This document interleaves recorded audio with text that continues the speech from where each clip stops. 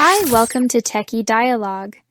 In this video, we'll explain how to deactivate pop-up blocker on Firefox, so you can allow pop-ups on websites that need them to function properly.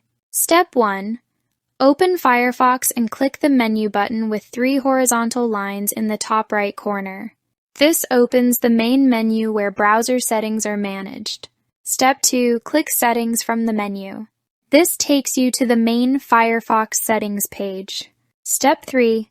Select Privacy and Security from the left sidebar. Here you can control permissions like pop-ups, cookies, and tracking.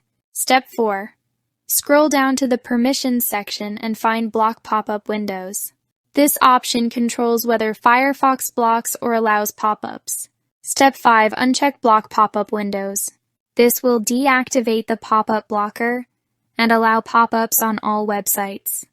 This lets trusted sites open pop-ups while keeping others blocked. Thanks for watching, and don't forget to subscribe to Techie Dialogue for more simple and helpful Firefox tutorials.